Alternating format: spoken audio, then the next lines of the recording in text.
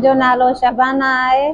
मां रियासत मुमताज़ कॉलोनी में आया, जैसे मां हुबदार के खिलाफ गवाही ॾेई वेंदमि जंहिंमें मूंखे ख़तरो आहे ऐं मां कोर्ट कई आहे। मुंहिंजो फैमिली कोर्ट हले थो केस, उन जे खिलाफ बि उहो पैसनि जी ॾाढाई ते उथी करे मुंहिंजे भाइरनि ते ज़ुल्म कयो वियो आहे। उन्हनि ते कूड़ियूं एफआईआरूं दस्तख़त कयूं जिन ते मुंहिंजे भाइरनि खे तकलीफ़ आई आहे। मुंहिंजो मासूम भाइरनि जा बि नाला ॾिना विया आहिनि।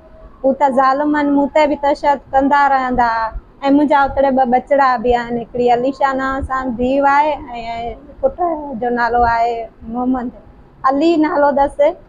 उहो मुंहिंजो पुटु बि, उहो बि ज़ालुमनि मुंहिंजा उतरे झले छॾिया आहिनि ऐं मूं ते तशदुद कंदा रहंदा ऐं मूं ते किनियूं तोहमतूं लॻाईंदा रहंदा। मां 5-6 दफ़ा उन्हनि ॾे चङनि जे हथारों बि वञी चुकंदी हुअमि, वेंदी हुअमि, साॻियो ई उन्हनि जा तशदुद ऐं ज़ुल्म मूं ते थींदा रहंदा।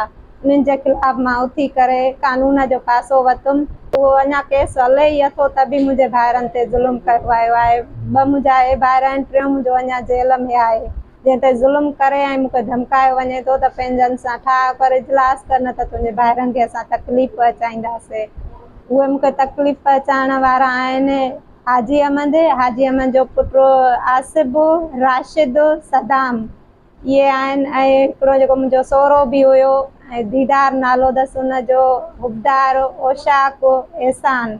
ऐं उन्हनि जो जेको 3 आहे चाचो अथनि, उहो बि बशीर ऐं अयाज़, जेके मूंखे धमकाए बि रहिया आहिनि, जिन मां मूंखे ख़तरो बि आहे, मूंखे खणण जूं धमकियूं बि ॾेई रहिया आहिनि।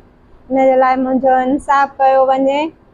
मां लाड़काणे वारनि राशनल खे चवंदमि ऐं मुंहिंजी अपील आहे DIG जन खे मुंहिंजी मदद कयूं वञे, मूंखे इंसाफ़ ॾियारायो वञे ऐं मूंखे मुंहिंजा बचड़ा बि ॾियारायूं वञनि। ऐं मुंहिंजे भाइरनि जे लाइ बि मां चवंदमि उन्हनि खे बि तहफ़्फ़ुज़ ॾिनो वञे। पंहिंजे तहफ़्फ़ुज़ जे लाइ वञी कानून में पई हुयमि त मूंखे तलाक ॾिनी वञे। मूंखे मुंहिंजा बच्चा बि उन्हनि उतरे खसे झले छॾिया, उन जे खिलाफ़ मां कानून में पई आहियां। उन जे खिलाफ़ मूंखे धमकाए मुंहिंजे भाइरनि खे ईज़ाए रहिया आहिनि। तकलीफ़ में ई उन्हनि जे ते केस दाख़िल करायो वियो आहे, जंहिंमें मुंहिंजो हिकिड़ो भाउ अञा जेल में आहे। मुंहिंजे मथां ज़ुल्म कंदा रहंदा, तशदुद, मूं ते किनियूं तोहमतूं लॻाईंदा रहंदा।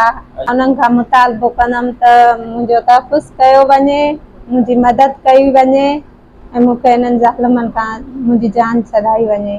मूंखे उमेदु आहे अदालत मां त मुंहिंजो ओतिरे इंसाफ़ कयो वेंदो, मूंखे मुंहिंजा बचड़ा ॾियाराया वञिबा ऐं मुंहिंजो इंसाफ़ कयो वञिबो। ॿियनि मां उमेदु नथी बाहे सघां।